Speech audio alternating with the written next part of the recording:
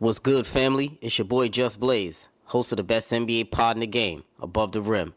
Keep it locked each week and join myself and a special guest as we tackle the latest rumblings in the league. If it's happening in the NBA, you know I got you covered. Make sure you subscribe on all platforms and leave that 5-star review. Let's get it. Your favorite folks on the call-in shows have been very vocal in their criticism of you for doing this. You really think I give a flying fuck what the people on the radio calls say? Thank you. So why can't you leave it alone? I really don't give a fuck what they say on the call-in shows. I really don't give a flying fuck. Well, you can't say flying fuck. I really don't give a FF what they think. People are stupid. I mean, for them to make a big deal out of this is ridiculous. This is nothing. This is just about me and Irvin. It's not about anything else. I don't have time to play in the mind games with people. I don't give a time to get to worry about getting criticized. If people like it, that's good. They don't, fuck them. Talk about it! You are now tuned in to Above the Rim.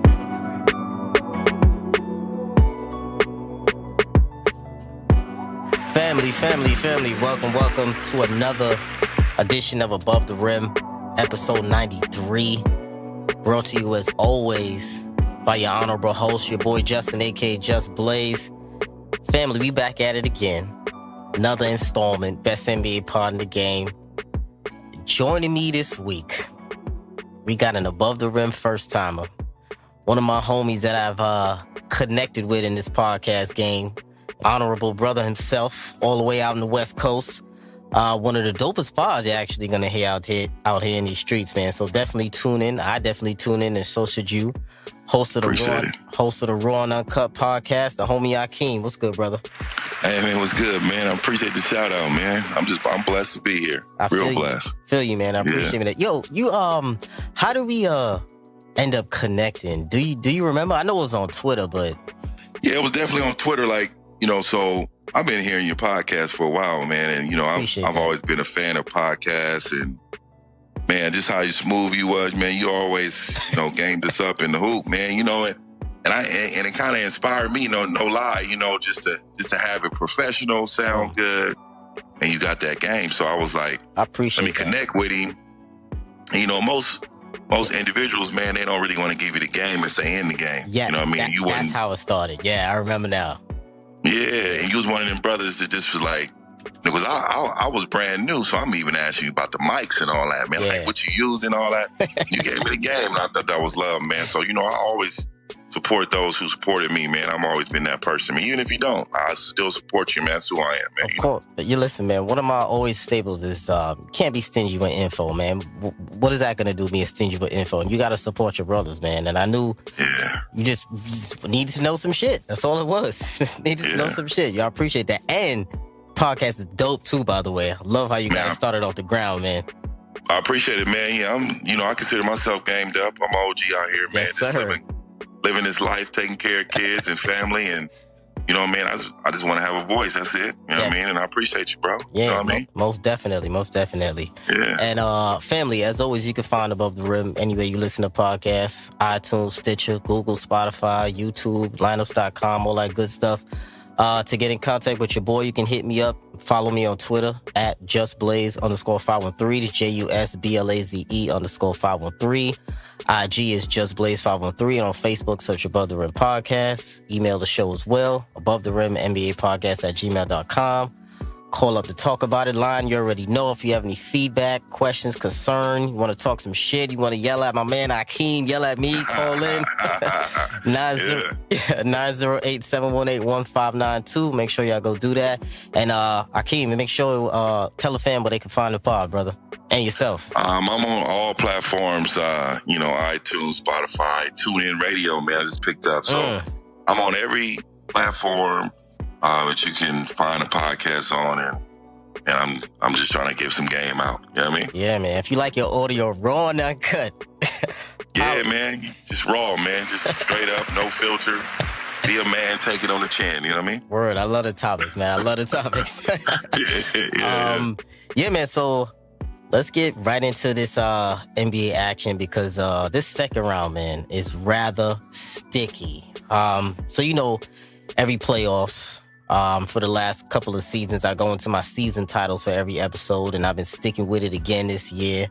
I had Paranoid season, had Anticipation season number 92, and now it's Cerebral season. I like the title, man. Talk I love about it, man. it. It's real creative. But hey, you right though. It's Cerebral. Yes. Just think about how it looks out here, in the NBA right now, man. You right. It is. This is right now, especially in the semifinals. Right now, to me, in my opinion, it's a battle of strategy in every single series. I feel like who can make adjustments to give themselves the upper hand in the series. That requires film, preparation, and most importantly, execution. Got to be execution. Sure. So to me, it's Cerebral season, dog. Definitely. Yeah. I like that, man. It's a great title, man. Just looking at some of these coaches, man, like, man, you're right. 100%. Seriously. And we're going to get into those because I know you got a problem with Can't wait. So we might as well jump into that now. My man Akeem, man, his squad is the Philadelphia 76ers, and they're all playing the Raptors right now. And let's go. Very intriguing series, I might add. It's tied up right now. Series is 1-1. And Mark, I'm going to start with you, brother. What was your initial thoughts on how this series has gone thus far in the first two games? Well, I'm a biased 76er fan, but I will say... Cool. That's cool. Yeah. So, just looking at the Raptors, I mean, he matched up to as well, and I knew what the record was, going into it. But I feel like that, just my anticipation of going in, I was a little nervous. I'm not gonna lie, man. Just knowing Embiid's not healthy full. Oh yeah. It's either him, he's hurt. Important factor. Second round, Ben Simmons never shows up in the second round, so I didn't know what to expect from buckets. You know what I mean? Jimmy is, he's a beast, but he's like, you don't know his mindset. Yeah. Tobias is kind of unproven. Brett Brown doesn't really know what to do in regular season, playoffs, and now in the second round. So, man, I'm not going to lie, man. It's just like our backs is against the wall. We fight and stay afloat. You know what I mean? I feel you, man. I definitely feel you. I think that was very accurate. And I feel like this series in particular, it's a pretty evenly matched battle, I would say, in my opinion. I think... I agree. Yeah, two of these teams, top of the East, both very, very talented teams from top to bottom. Both have questionable coaches at the helm, as you alluded to. Brett Brown and Nick Nurse, both slightly unproven coach. Even though Brett Brown was with Popovich before, he still wasn't a head coach, so it's a little bit different. And we 2 games in, and I still feel like these two teams are in like the feel out phase, man. Because the only thing I've noticed, which I don't like. I mean, I'm not crazy about this. There's no real bad blood between these series, between the 76ers and the Raptors right now. Not yet. Not yet. You feel like there's something brewing or maybe on the horizon? It's brewing. I don't know. I feel like between it's who? brewing. Ben Simmons ain't pissed nobody off yet, but I feel like he's gonna either piss somebody off, and B's gonna upset somebody. Him and Gasol haven't got it to each other really, like they, desperate times. Gasol not really about that though. But maybe Ibaka. Yeah, I can see. I don't think he has no respect for him. I don't think he respects him. Okay, I mean that's fair. That's fair to say. I mean, because Embiid is an irritant, and he does get under people's skin a lot, especially with opposing teams. So, So, do you feel like, I would say, as a whole, do you feel like Joel Embiid, your two horses, Joel Embiid and Ben Simmons, right now? We'll start off with them. Do you feel like those two have performed in this series up to your expectations of you watching them all year? Well, I have not felt that way. Well, let me take this back. Let me say this. I think Ben Simmons is doing everything he can to at least slow down Kawhi Leonard. I think he's doing everything he can, and I think he's taking on the challenge. Embiid is not healthy. He's trying, but I'm not gonna lie. When Embiid is on the floor, defensively, I think we're good, but offensively, he's almost looking like a liability right now because he's so not healthy. And if you look at Monroe that came off the bench, Like, it just seemed like, you know, he gave us offensive rebounding, and our ball moved around a little bit better, you know. So I don't know, man. I don't see them as performing well right now, but they're young. They are. You know what I mean? They're just learning. But see, I don't feel like that's an excuse for the Sixers team that they're young, though. I'm not, you giving them a pass? Stop it. Right? Nah, I'm not trying to give them a pass. Okay. I just feel like without a coach that knows how to win. It's about the boys on the floor, though. The boys on the listen. Embiid's been talking all year. He's been talking shit all year. He's been saying he's the most unstoppable player. Didn't he say that in one of the interviews? I'm the most unstoppable player in the league. Which he is. Oh, what? Boy, if you don't get... Come on, man. We don't want to really. You know, we don't really want to get in that one because. I just say. I mean, let's go ahead and say it. When he's healthy, he can give you 37, 18. 5 blocks, maybe 6 assists. I mean, this is Embiid on a phenomenal day, but on a normal day, he'll give you a smooth 22 and 12. He averaged 27 for the year, didn't he? I think he did average up. Matter of fact, let me go up. My apologies. Yeah. My apologies. Yeah. Come on now. Let me give some love. At one point, he was in MVP race at one point. Yes, that is true. But I do like Joel Embiid's game because I do feel like his buckets and his presence is very impactful on the floor for his team. So I do give him love for that. But in this series in particular, he's only averaging 14 points per game, 7 rebounds, 3 assists. Man, I didn't want to talk about that, man. He's shooting like 20-something% from the floor. I mean, I know he's a little hurt, but it's the playoffs right now. Everybody's a little bit banged up. I know he has something up with him, but well, I think something's up too. That it's the playoffs and he's not gonna get them calls. I think most of a lot of his points came from free throw line. Yes, a lot of it. Yeah, they're not gonna be calling that in the playoffs. And he really, instead of really just trying to focus on his move, sometimes he tries to get the foul before he even gets the move off. So. You know, that's kind of questionable, man. But you got to give credit also to the Raptors defense and the Raptors bigs because Marc Gasol is a former Defensive Player of the Year. Serge Ibaka was always a Defensive Player of the Year candidate. So those are 2 solid big bodies to throw up Joel Embiid. It's not like a Jared Allen on the Nets who's getting thrown around, elbowed. I agree, man. Little chump over here, but they got some defense. They can body him in the post. I agree, but I think the spots are where he gets it. You know, it's like, that's all coaching though, too. Like, why is he popping out to the elbow or the 3-point line? Like, come on. He needs to run down the middle of the floor. Have you seen this one time in the series? That he just runs down to the middle of the floor, turns around and asks for the ball. Like, we don't even get 6 to 8 buckets Very like that. Very rarely do I see that. Yeah, but he got that last series. Yeah. And why is that? Because he sees somebody he felt he's superior in, but make him as a coach like, look, man, this is what we need from him. They doesn't even try to do that. Brown is trash. I feel you on that. I feel you because I always say this, and I always say it on Twitter a lot too. I don't see a lot of plays being run from Philly on a consistent basis. What I see a lot of dribble handoffs all day. Like I see dribble handoff after dribble handoff after dribble handoff. I agree. After JJ Redick coming off of a curl, another dribble handoff, and somebody either kicks it out or Jimmy Butler takes a contested one-on-one jumper or Tobias take a mid-range, but it's always a dribble handoff. And to me, those are basic plays. Those are Andre Miller. Those are basic games right there. Those are basic plays. So I agree with you on the Brett Brown aspect of that. He does need to. I always say he needs to open up that playbook, man. I mean, I don't understand. I don't think he has it in there. He's not creative. I mean, even holding people accountable. Like, I don't even see him holding people accountable defensively. Do you ever see him losing his top?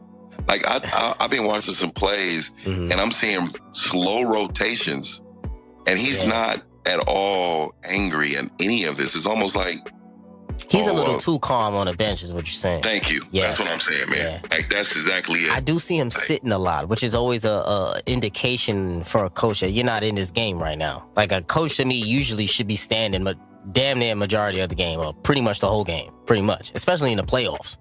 Because it's high intensity. So I do see that. But do you think... Yeah. I mean, I was courtside and out here in Sacramento, when you know, every year they come out here, and I'm right next to the bench, so I can hear him talking. Oh, 100%, man. Like, I'm out here. Yes. Yeah, so I'm on the sideline, and I'm hearing them, and Jimmy Butler comes off the floor, and Jimmy was like, man, I told you I was tired. This is what he said when he was coming off on the sideline. I heard him tell Brett Brown that, and this is when the Kings made a run, and I'm thinking, if the players is getting at you like that, I know we men, I know it's in the war, I could just see that was your time, that you should have turned around and said, look, man, you about to really sit. You know what I mean? It's like, I don't care. Look, you got to control. You got to be a leader of men. Yes. And he's not. Yes. He's not that.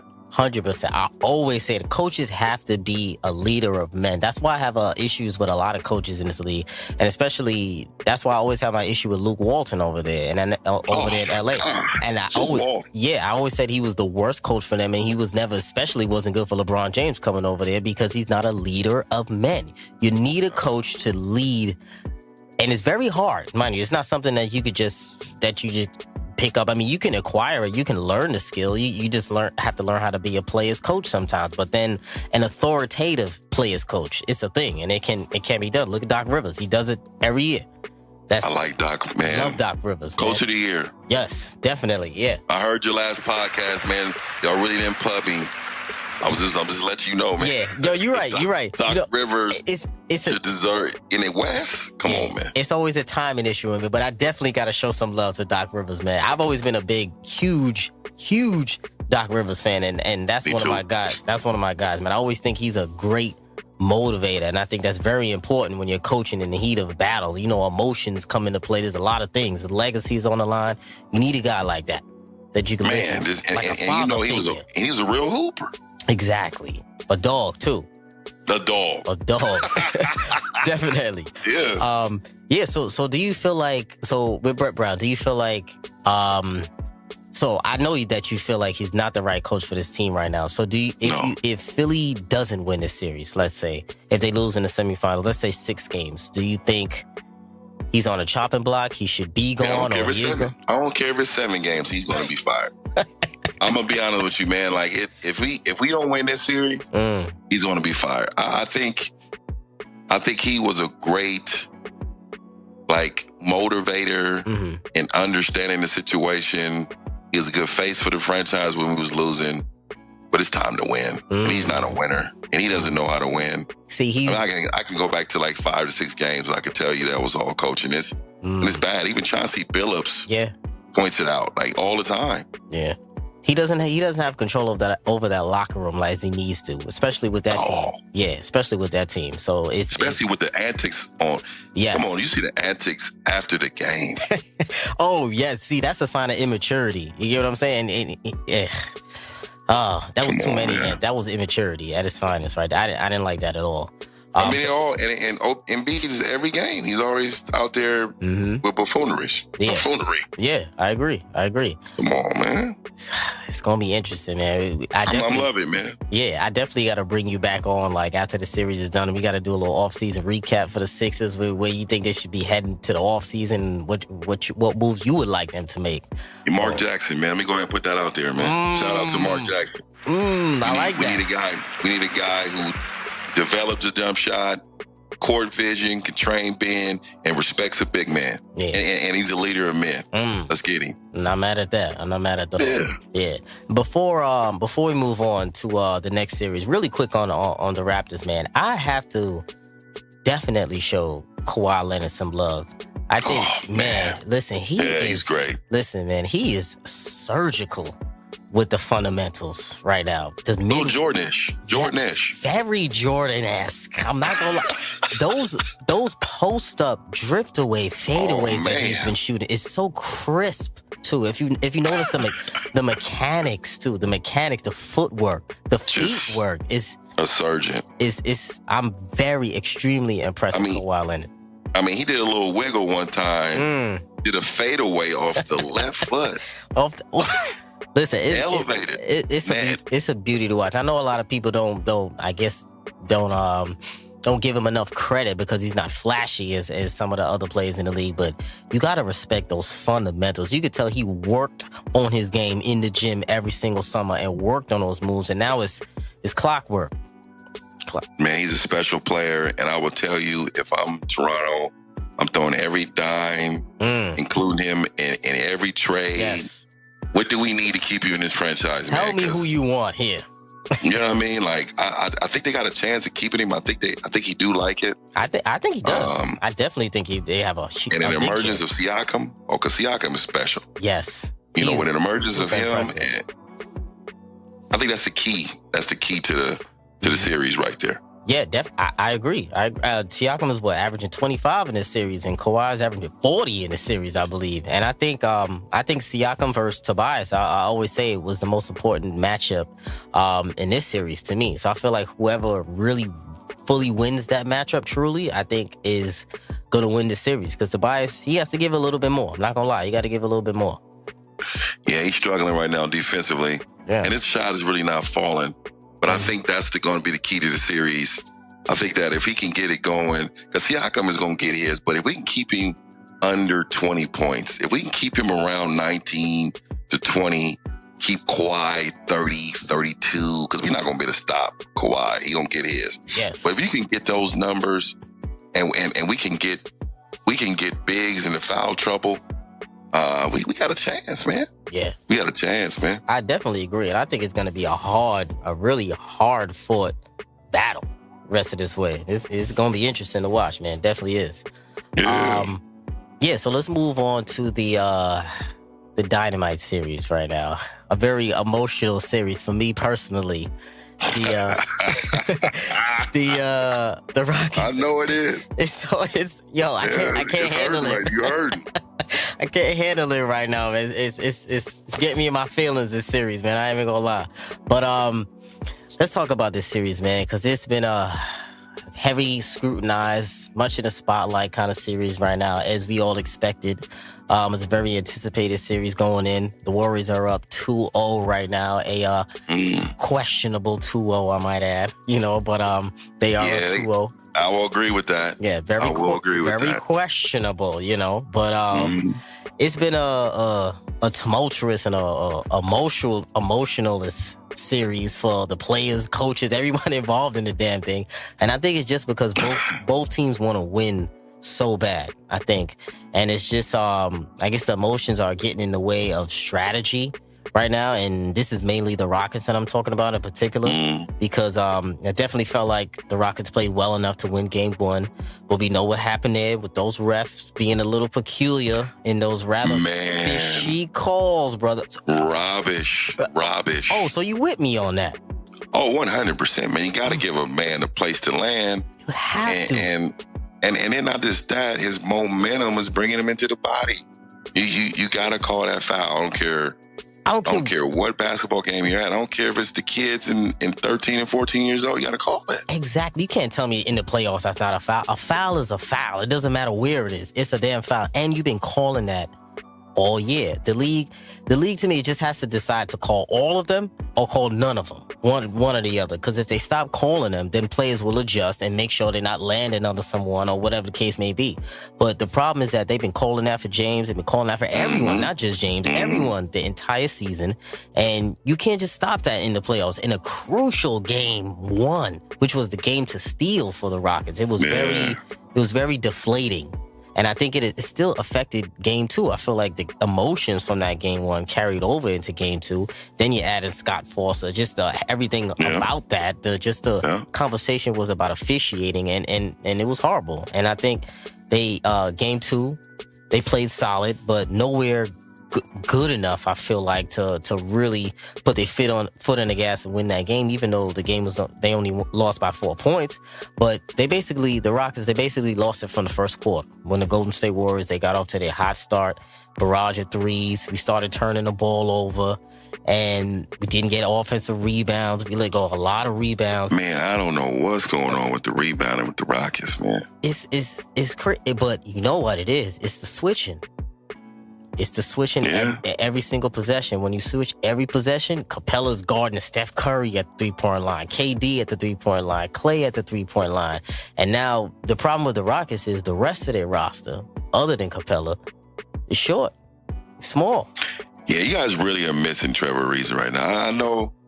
I know he, he wanted all this money and all, but man, like, you guys really miss his presence, man. Yeah, and he was a long wing. He was a 6'8", 6'9" wing. And he gave KD some problems. He did. He did give KD some problems. He made him work for every great spot-up shooter. Yep. Yeah. He just missed a lot of damn threes when we needed him most. Tell you that much. You're right. Hey, Game 7. Missed a lot of them damn things. Okay. Yeah. Man. But I will say this series reminds me of it reminds me of like the Kings and the Lakers when they went to battle and some questionable calls. Yes. In that series with Mike Bibby and Kobe in there, man. When I seen this game, it kind of deflated me on it too, because I felt like, and I hate to feel, because I love the game. Yeah. I just hate to feel conspiracies. And yes, I know. I don't like to feel like that we got to blame the Zebras for what's going on in the game, but it was obvious calls. It should have been called. You know. I don't know if you listened back then, but I had an episode called Conspiracy Season. No. Oh yeah, you gotta go back and find that one, bro. Conspiracy Season. You know what's crazy? It was last year at this series, the West Finals, when I had Conspiracy Season. Really? So I gotta take a look, man, because that's a real thing, man. I'm telling you, and people, they called me crazy, and then they started to see when the video started coming out, all the calls that they missed. But it was a lot that was going into that, man. But it's definitely something going on, but whatever. But cases, we still got to overcome that, and the Rockets still got to win. Despite all the odds, despite whatever is going on, you still got to play ball. You can't blame them refs. What you thinking, man? What you thinking? How you thinking about this series, man? Because I'm kind of conflicted. I know how I want to win, but I'm just conflicted on who is going to win. I think we need better games with Quinn Capella. I think if he, can give you something offensively, I think Houston has a chance. Or he at least has to be a presence. At least presence. Give him something. If you're gonna be a big body, 6'11", you saw how KD when he was in the paint, KD was basically muscling him, which is ridiculous, and that should never happen. It's disrespectful. Very disrespectful. So disrespectful. Very. He blocked him twice. He made him turn it over out of bounds. I'm like, Clint, get him out the game. I was screaming at the TV, get him out. Get him out. Me and a friend of mine was talking about it, and we was both talking about how it just looks like this is two finesse teams. Yes. And for the Warriors to be more physical in these games, that's a problem. It just shows experience, man. Like they want to close this out, man. They know they can't play around with the Rockets. And last year we were the more physical team, and we were bumping them off the line. We were doing all of that. PJ and them? Yeah. Oh yeah. That's what I'm saying. Right now we're not being as physical. Even Chris Paul was bullying Steph Curry. He's not really doing it as much as he needs to right now. But I like Chris Paul, man, but we talking about it, man. He's overrated, man. What? Yeah, man. This is regular Chris Paul work right here, don't man. get disrespectful, Keith. Hey, man, I like Chris Paul, man, but he's overrated. Man, it happens to him every series from the Hornets. I mean, the list goes back. Like, he becomes let me hear this. Average in the playoffs. He's not. See, but he's not what he used to be. But Chris Paul. You see, I'm gonna stop you right there, because first of all, he's a little bit older right now. Number two, if you look at the numbers, they are better in the postseason than in the regular season every single year. He's a career 21-9 and 2 steals player in the postseason. I think he's 3rd all time or 6th all time in play efficiency. If you want to go that route, he hit a couple of games with us. But he was hurt in what game? What game was he hurt in last year? Last year? Game 6 and 7. Yeah, man. Injuries are the problem. Injuries are the problem. I mean, they're part of it. I mean, he doesn't. It's always something. I don't know what it is, but it's always something. I root for him though. That's fair. And I'm definitely rooting this series. I can respect that. The Warriors. See, I can respect that because ain't no hate involved, so I can respect that. No, I respect. No hate. There be a lot of haters out here, so I respect that. See, that was an honest and a grown man take. Right. Yeah, and I'm not. Yeah, I like Chris Paul. I just don't think he's.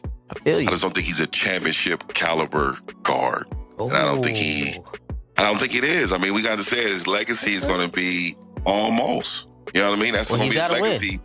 You got to win something. You got to win. That's why. That's the difference to me in this series. I feel like Chris Paul to me is being a little bit too passive right now in this series. And I've noticed even every time James Harden comes back in the game, he keeps giving him the ball so he can facilitate. When Chris Paul needs to do what he does best and be a floor maestro and be a facilitator. If you remember, during the regular season, he brought the Rockets up there without James Harden. We got to win up there. You got to win. So, and he had 25 and 15 or whatever that game, whatever it is maybe. And that's what he has to do right now. But I feel like right now he's being passive and he's not looking for his offense, which is where it's needed right now. He's giving you 17, but it's a quiet 17. So I need him to step up. And I think he needs to. I think whoever Curry is guarding, they need to take advantage of Steph Curry. Yes. 100%. They need to make him work, man. I just don't feel like they're making him work. But if you notice, he has been running from the switches, if you notice. They're trying to get him in those pick and roll, and he's running. Yeah. He's a liability defensively. That's a part of his game. I think he's averaging right now in the play. Let me see. 23 points. Very quiet right now. 23. A quiet 20. In this series, I think he's averaging only 17 or something like that. I think this series, something like that, 17 or 20 or something like that. Yeah. Yeah, this is KD's.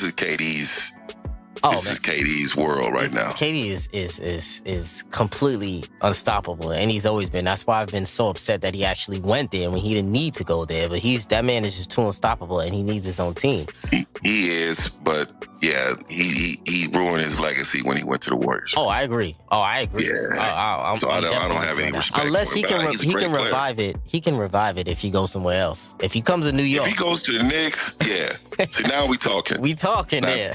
Yeah. Like I don't like the Knicks either. But if he can go to the Knicks, Eastern Conference Finals, championship game, win or lose, he's one of the greatest. Like he's top.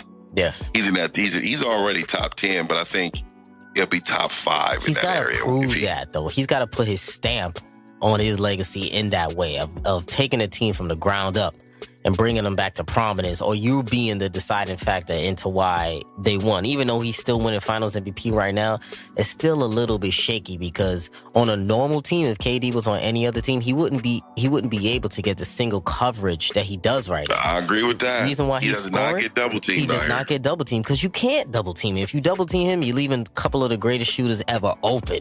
So you can't really double team. You just got to let him score, and he's allowed to play one-on-one. So that to me is... And then if you see him, like, I was always taught you take three dribbles into the paint. That means ain't nobody double teaming you. It's one is mano y mano. He dribbling from the top of the key, routine all the way fadeaways. To the lane. Come on, routine fadeaways. But I did notice in game 2, which people are actually forgetting about.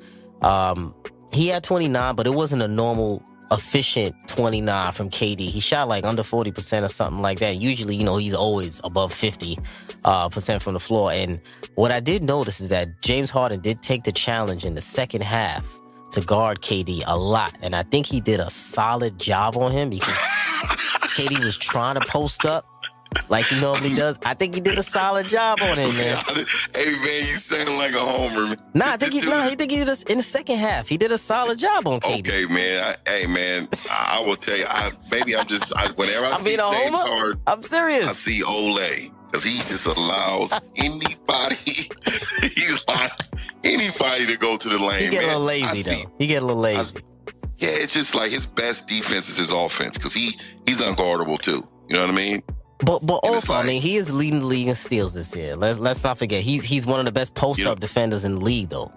By the numbers. He leading leagues in steals? Yeah, you're leading the league in steals. Him and so was Allen Iverson, right? True. And he was a lane. He's just a lane jumper. That's James Harden. He's not on the ball. James gets a lot of strips. He gets a lot of strips. Or post-ups when people post him up because he's a big body. Remember, he's a big guard. You know what I'm saying? He's a little husky. So when they do try to post him up because they switch all the time, he does get those little easy strips because he's definitely not blocking the shot. So his best bet is to try to get a strip or get a rip, basically. So I don't know if he tries hard, though. I don't see the effort. You know, I don't see him diving head first, sliding to throw the ball back in bounds, kind of like grits and potatoes. Like, hey, I'm not going to let you do this to me type of defense. You know what I mean? I feel you. I mean, he's definitely not that kind of dude, but I watch every single Rockets game, so I do see him hustle on the defensive end in key moments. So I definitely got to give him credit on that. Yeah. But right now, he's just got to play better. Well, the whole team has got to play better in order. He's got to play better, and I think, too, like, you guys are, like, missing one piece. Like, your bench is suspect. Well, Shumpert never needs to come in the game again. I don't need to see him on the floor. Shumpert, man. I don't need to see him on the floor. He took 5 shots and missed all of them. Wide open, too, King. Wide open. I was like, get him out. That's why Sacramento got rid of him, man. And he's horrible. Get him out. Listen, now it's making me like LeBron a little bit more respected because LeBron carried a lot of some dead weight, man. A lot of dead weight. People don't want to talk. Yeah, that's a whole other subject, man. Yeah, it was dead weight. It was dead weight. Melo too. Also, when he went to the playoffs that one year in New York, when he went to the second round, Shump was on that squad. JR too.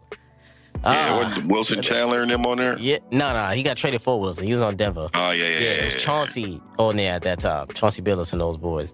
Oh, big shot, Bob. Yes, sir. Yes, sir. So before we move on, do you think Golden State as a whole, you think they're a better team playing through KD, or do you feel like they're a better team playing through Steph? I mean, I think it's KD easily. I think Steph, we're going to find out about Steph next year when KD leaves. I think they had to get him. It was a desperate move to get him there because I think they definitely wouldn't have been winning championships like this. The league caught up to them. Yeah. But Draymond Green went down. But I definitely see what you're saying. Yeah, I think KD is unguardable on any team. It don't matter who. He's a mismatch.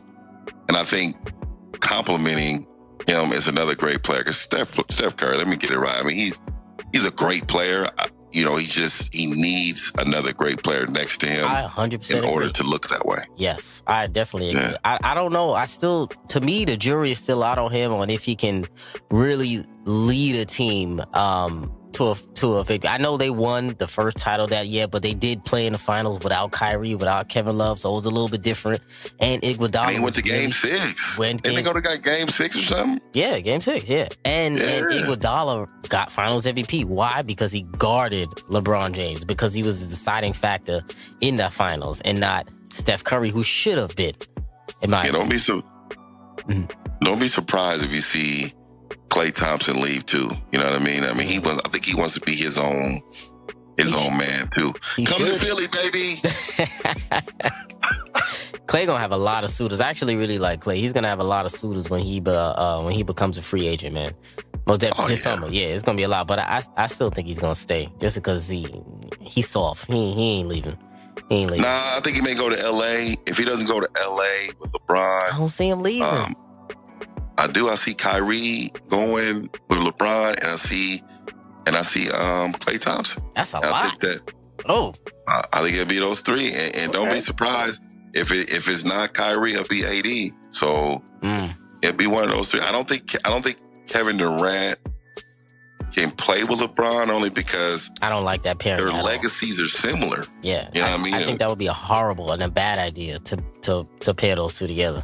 Yeah, I think KD is trying to get out of the shadows of LeBron, and I don't think he can ever do that. So yeah, he definitely can't do it playing on the same team as him. Yeah, that just look really bad. So I see New York in his future. Okay. Or OKC, man. Be careful. Yeah, that would be interesting. Yeah. But yeah, before we move on, man, listen, Rockets, do what y'all need to do to win this damn series. Win these next 2 at home. Stop playing around. Stop playing around. Stop playing games. Play how you normally play, and let's get. Just be physical. Be physical, man. Oh my! I think you guys can win the series, man. Yes, I'm not it's not over. Out. People calling it over. It's not over. Oh, no, they won 2 at home. They just took care of home. That's it. That's nothing. And one game shouldn't have been. Yeah, it was a question mark. It was a suspect. It was a suspect. An asterisk. Exactly. An asterisk game. Exactly. Yeah, I get it. Fellas, do what y'all got to do, man. For sure. Definitely. What's good, Above the Rim family? Think you know fantasy basketball? You can win money on FanDuel tonight and all through the NBA playoffs. There's only a couple weeks left in the season, family, so don't miss out on your last chance to have some fun and win some money. Draft your fantasy basketball team for tonight's playoff action. It's quick, it's easy, and you can win huge cash prizes. Sign up for FanDuel using promo code LINEUPS and get a $5 bonus with your first deposit. Just visit FanDuel.com or download the FanDuel app, then draft your NBA playoffs team and play for cash. Make sure you use promo code LINEUPS when signing up. Trust me, family, it's worth your while. So let's go to the next series out there in the East, the Milwaukee Bucks and the Boston Celtics. Another very strategic series between these two teams here at the top of the East. Great also, matchups. A great matchup in between. You got Brad Stevens, you got Budenholzer, you got the Greek Freak, you got Kyrie. 1-1 so far.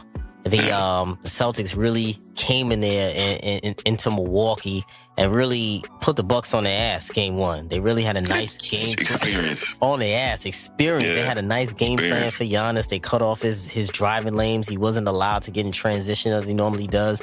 They did it again in game two, but he sort of adjusted a little bit. He had a better game, but not the normal Greek Freak game that we've come to expect from him this season. MVP type game, but it was a solid game, and they needed to win that game. So Kyrie had 9 points, 4 of 18 shooting in game two. So what's your thoughts on this series so far, King? What have you been seeing so far? Well, I mean, for one, I think, I think the strategy should be, well, my thoughts first and foremost, I think Milwaukee is the better team. I think Milwaukee may win the rest of the series. I think they may 4-1. Oh, series. Roll it. Just because I think when they came in, I don't think they took them serious. I don't want to say take them serious. They're professionals, but I think they overlooked them as saying that they're superior to them. They don't have anybody for the free, and just as a team all together, I think they're a better team. Now, I do think Brad Stevens is a better coach. Yeah, but I don't know what happened to Jason Tatum, and I think Jaylen Brown he's not looking like a number 4 pick overall. I think he's giving it like 13 points. Tatum has been playing really bad. He had 4 points and then 5 points in game two. That's not going to get it done. Tatum, I'm worried. Yeah, Tatum, I don't know I think he plays better without Kyrie, man. I think when Kyrie's there, if you notice, look at the games that Kyrie's not there. Agreed. Like he's more assertive, he's aggressive, he takes better shots. I think with Kyrie, I think he's standing and watching Kyrie play. Yes. And I don't know why he's not asserting himself. Maybe that's that Duke in him. You know what I mean? Maybe that's that Duke in him. When somebody's better around, just sit back and watch. You know what I mean? I don't know. Listen, hey man, you want something right there, and you know what's crazy to me with those two, because I was reading an article one time with those two, Tatum and Kyrie, and they're, you know how they say Kyrie was very distant from the rest of his teammates this season a lot, and they were saying that Tatum and Kyrie, they're very, very good friends off the court. Like Tatum is basically the only one that Kyrie really bangs with on the team. So I feel like because of they have like a little bit of a relationship off the court, and Tatum probably feels a little bit special. Like Kyrie's the only one that I'm the only one that Kyrie bangs with on his team.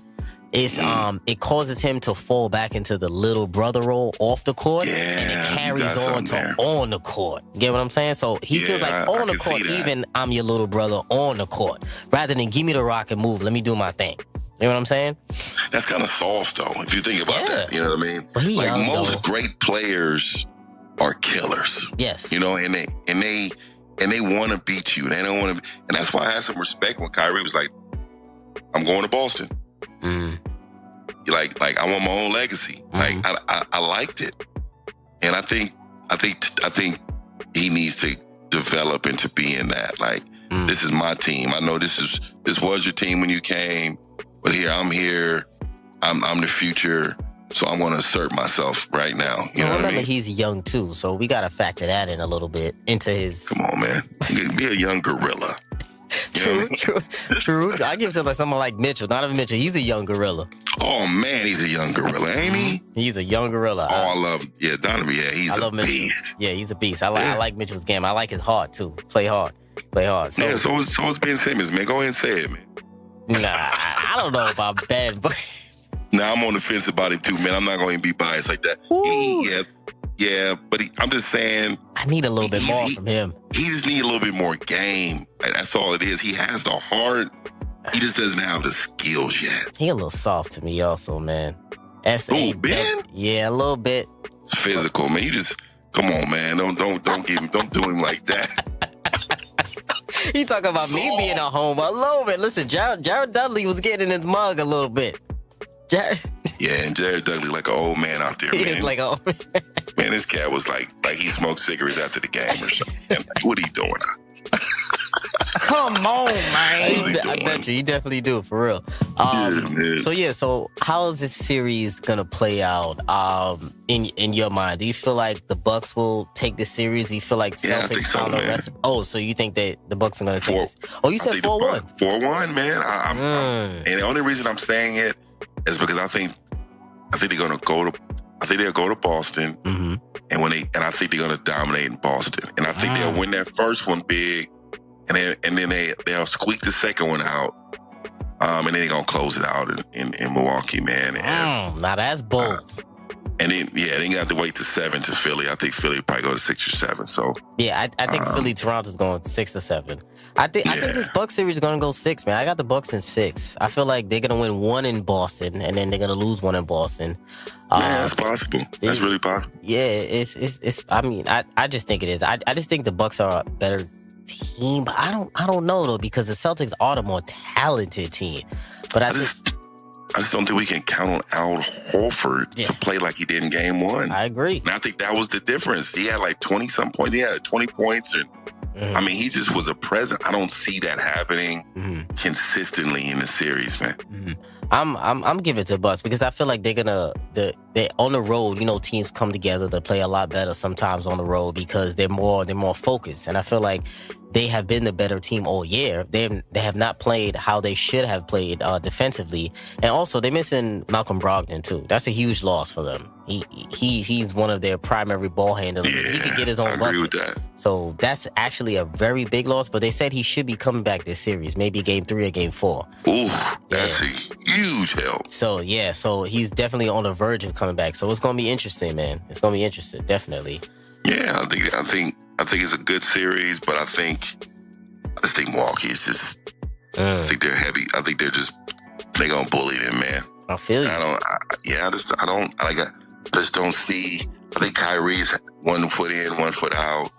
I think he wants all the shots. I think if he played more team, I don't know why they don't play Terry Rozier a lot more, man. I know they need to. He's a killer. Yeah, I like Rozier a lot. I love his game. Yeah. They used to play him a little more. Yeah, he's a hooper. Yeah, I think he needs his own. He needs his own starting position somewhere too. Man, he's a starter. I was saying in the earlier episode that Detroit need to try to scoop him up. Detroit, he would be. That's a good. Yes. Wow, Think about good.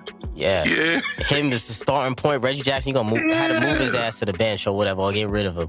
Terry Rozier is a starting point guard with Blake, with Drummond. It's a solid 3. It's a solid starting 3. Yeah, and man. You can build off that. Yeah, I that's a good. I think that's a good move. Yeah, I think the offseason with Dwayne Casey, I think it'll be all right if they did that. But we'll see, man. They need to hire me. He said they need to hire me. Holla at a pimp. You know what I'm saying? Yeah, I feel it, man. I'm gonna be honest. I couldn't think of no better play. I was really trying to think about it, man. And it's a solid spot. I don't know. They're the Clippers, man. Be careful. Yeah, true indeed. Yeah. Nuggets and Blazers. Not too much action going on here. They're actually playing their game right now as we're recording this. But this is another pretty interesting series. My thought initially is the Nuggets in 7, I thought. But I'm starting to lean a little bit more to the Blazers in 7 because I think both teams are going to split at home. And I think it's going to be a 3-game series at that point. And just to me, I just have a little bit more faith in Dame to have a crazy game, like a 50-point game, a 45-point game, and in order to win it and close it out, like basically in the late game situations for the Blazers. And I feel like Dale can possibly win in 7. I feel like I got the Blazers in 7 on this one. Yeah, see, I'm gonna go with the Nuggets, man. I like Dame. You know, that's town business right there, man. Mm-hmm. You know what I mean? West Coast, man. You know, yes, we love Dame. We love Dame Lillard. But I gotta say, I think overall as a team, I think Denver is just better than them. I think Dame they got more star power. I think they got a closer in Dame. And I like who's that? McCollum out there? McCollum. McCollum. Oh, he's cold too. But I think as overall as a team, I think with Jokic, I just think he's unguardable in that series, and I think he can. He's been. I think he's going to oppose his will. I think he's going to oppose his will, man. I like Dame, but it's the percentage shots. Yeah, he takes tough shots. A lot of tough shots. I know it's just I don't know if he can sustain that, man. I just don't. And I don't like Cantor. Like he's overrated. Like he's is he even rated? Who's checking for Cantor, right? Well, I ain't gonna say overrated. He's a bum. Let me say it. He's a bum. So I don't think it just doesn't fit this series. But I just think star power. Yeah, Dame Lim. If it's close, Portland will probably win it.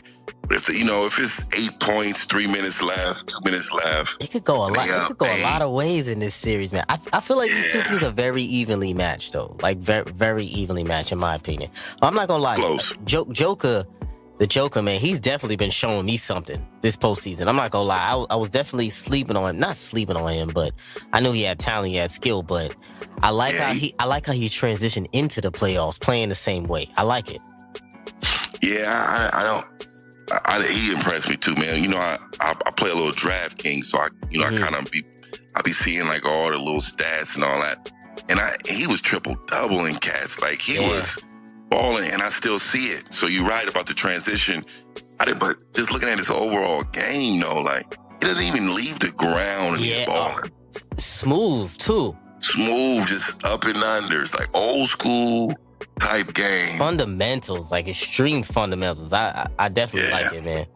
For sure. I think whoever wins this series is gonna be the first loser next series, man. No matter who wins. I agree. No matter who wins that, man. I agree.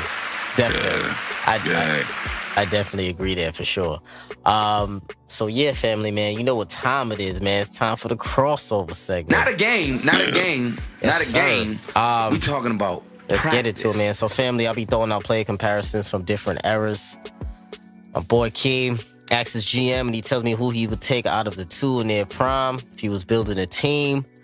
I got some good ones for you here, brother. Good ones. I'm waiting. First up, building a team. Are you taking a prime KJ, Kevin Johnson, or a prime, I'll just say right now, not healthy, of course, John Wall? Let me give you the career stats. I love that reaction. Let me give you the career stats. KJ, 17 points per game, 3 rebounds, 9 assists, 1 steal, 49% from the floor. He was a 3-time All-Star, 1-time Most Improved Player of the Year award. John Wall, a.k.a. Slutty, is 19 a game, 4 rebounds, 9 assists, 1 steal, 43% from the floor, 5-time All-Star from John Wall. Who you taking, my brother? KJ or John Wall? You know, let me tell you how small this world is, right? So, and it's amazing that you said it. So, the school that Kevin Johnson founded in Sacramento, right now, I'm actually the vice principal at right now. What? So it's crazy. Yeah, this is a small Talk world. about it. I like see Kevin Johnson like every week. So let me tell you something. What are the odds? And I didn't even know that. Hey, I know you didn't know it. That's why I said it's crazy. Because I'm sitting here thinking like, damn. Man, let me tell you, the neighborhood that we in, just the way his background and how he grew up, like all of that, like I see his retired high school jersey in the gym daily.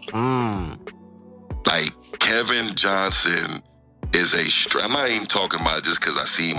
I mean, he is a straight like beast. Like in the prime, dunking, like coming baseline and giving it to Akeem and I. That Kevin Johnson. Oh yeah, let me get that one. And he should be in the Hall of Fame, and we know why he's not in. But I'm just saying, I would take KJ. A damn travesty right now. Oh my God, a couple of them. Chris Webber. Chris Webber, you know, it's a long story. That bloody garbage D-box should not have got it. But anyway, talk about it. but prime to prime, Wall's a beast too. So like, I thought about got it. Both on the table, brother. Yeah, I'm gonna still say KJ just to pull up jumper to threes. You know, I don't know. I think John Wall was a little too flash. I think Kevin, I think he played better D, more physical, played with passion. Give me that. I need a dog. I need somebody that's going to bark at you when they, you know what I mean? He played in the air when these cats getting clothesline coming to the lane. This cat is hanging on cats' backs. Yes. You remember when he was out there, man? Like, I'll take KJ, man. Give me KJ. Listen, you know what I mean? I agree with you, brother. I'm going with KJ, but it was like how you had a hard time with that. I really had a hard time deciding that one because I like John Wall's game, and I'm a big. I love him. I love John. I'm a fan of John Wall. Me too. I'm a big fan of John Wall. I definitely need him to really improve his three-point shot and improve his mid-range shot, but he has been attempting to improve it, and he's not like a supreme liability like your boy Ben Simmons out there. You get what I'm saying? So Cat still gotta respect John Wall at that line because he can score at the end of the day, and he's an underrated point guard. People really disrespect his playmaking skills like he's not a top-tier point guard in the league with distributing the ball, but Kevin Johnson, man, those Suns years, man, that especially that 93 going to the finals. Yeah, that Barkley, time, man. Especially even Barkley came down there, man. And Chambers on that squad. Thunder Dan on that squad. Savalos. Oh, deep ball. Cedric. You know what I mean? Oliver Miller, was he on that team? I don't know if it was that year. Somewhere around. When Oliver got dunked on by Pippen hard. Yep. Yeah. Oh, I watch it, man. Yeah. Listen, man. So I gotta go. I'm gonna have to go KG because I think he has a little bit more ferocity that I need. And that I like, I should say, in my point guard. Dog, man. That dog, man. He had them airs on. A couple of years, 2010. Barkley's on. Yep. A couple of years, he was giving you 20, and 10 for a lot of years, especially before Barkley got there also. People sleep on KJ, man, and I don't know why he doesn't get mentioned with the top point guards of all time, because he definitely had the talent. And yeah, he was. I remember him and Gary Payton was going after each other for a minute, man. Plenty. I remember them battles, man. Like him and him. It was so I could name so many, but I remember the game. One of the big games when he was playing against John Stockton and some serious games, man. Like definitely, 100%, man. Got to give KJ some love. So next up, you got a prime Carmelo Anthony on the table, or a prime Dominique Wilkins human highlight film. Let me give you the career stats. Melo. Supreme. They're so even, it's ridiculous. Melo, 25 points per game, 6 rebounds, 3 assists, 1 steal, 44% from the floor, 10-time All-Star, 6-time All-NBA, 1-time scoring champ. Nick, 24 points per game, also 6 rebounds, 2 assists, also 1 steal, 46% from the floor, 9-time All-Star, 1-time scoring champ, 1-time All-NBA first team. Who you got, brother? Melo? Well, you got Nate, both on the table. That's a toss-up. Building that squad. Yeah. I'm just trying to really think about it. Like, tough one. Because I like both of them, man. Me too. I'm gonna have to say Melo, man. I think. Tell me what. Man, I like Nick, man. Human highlight reel. But I just think overall game, especially offensively, because Melo can pull up at the 3, he can hit you mid-range, he can go down to the block. I mean, and in his prime, Melo hit you for 30, like 30 to 40, easy. Like, you make it look easy. Light 30. You know, he was a liability on defense, yes, but I think both of them really didn't play too much defense. So Man, I think I got to take Melo. I think that would be, you can almost flip a coin. Yeah. Yeah. Dog, we 2 for 2 today. 2 for 2. I'm also going with Melo, man. Listen, I'm tired of the Melo disrespect. I'm tired of the Melo disrespect right now. Melo is one of my guys, one of my favorite players ever. And I'm tired of the Melo disrespect going around. People talking about that they'll take Kyle Korver over Carmelo Anthony. I'm sitting here like, what? What kind of nonsense is going on right now? Kyle Korver, they were telling me on Twitter. Kyle Korver. Oh, you already know what that is about, man. That's pure computer hate. Yeah. Yeah, that's exactly what it is. And it is so disrespectful. Very, very. But to me, I don't know why people still, I guess they're still forgetting about Melo. I got to hit him with the Roy Jones. Y'all must have forgot or something like that. Y'all must have forgot. For real, because Melo is prime. To me, Melo is the top 5 offensive player of all time, in my opinion. I got him in my top 5. I got him in my top 5, dog. I got MJ, Kobe, Kareem, your boy. Yeah. We need to talk about that one day. Yeah. Go ahead. In the summertime, listen, we're gonna have a whole episode now. I definitely want to bring you on for that. I got Reem, I got KD, and I got Melo. Top 5. All scores? I think James Harden was a better scorer than Melo, though, man. Nah, I got it. Nah, Melo could kick you. You can't guard. Melo was too big. That's why I got to give it to Melo. He really can pull. Oh, you talking about his size and all that? You counting all that? Okay. Everything. It's everything you want to choose. To me, I think Melo was a better offensive player than James Harden. Very close, because James Harden has a better step-back 3, of course. But Melo really is bully ball. It's bully ball. Remember, I watch a lot of Melo over here. Especially, there's a lot of cats that can score. I mean, even like Bernard King and all them back in the day, man. You're talking about some like scorers. I'm Melo in my top 5, bro. Melo is in my. I think he's one of the. He was unstoppable. Only thing I can stop him was. So give me that top 5 again. I got MJ, Kobe, Kareem. That's not in order, but MJ, Kobe, Kareem, Durant, and I got Melo. Top 5. Ooh, that's a pretty good. I think I'm about to research that before I really get in that subject. That's not bad. I like the KD in there. Kareem most definitely got to have him in there. Mike. And who else? Who did I have? Kobe. Yeah, I think it's just that 5 spot that you kind of like. I gotta throw my boy in there. I gotta throw Melo in there. I got to. You know, actually, we gonna talk about this off the show. We gonna talk about our top 5. Or we could talk about it on Twitter, whatever the case may be, because that's my top 5, man. That's pretty good, man. That's pretty good. I gotta know your top 5 now. Yeah. Look it up. Remember your scores. and definitely let me know, man, for sure, man. But sure, my brother, man, I appreciate you joining me for another episode of man, I appreciate the invite, man. Of course, man. And this episode went dope, so you definitely gotta come up in the rotation for oh yeah, man. Anytime you have me, man, like anything got to do with hoop. Yes, sir. Oh man, I'm with it, man. I love the game, man. Of course. Love it. Most definitely. And throw out where the people can find you in the show on Twitter one time before we out of here. Oh man, Raw Uncut podcast. I'm on Instagram. I'm on Twitter. Raw Uncut podcast. You can also follow me. Not follow me. You can also hear me on anything Apple Podcasts, anything Google Podcasts, anything Spotify, yes, sir. TuneIn Radio. Just anything on all platforms, man.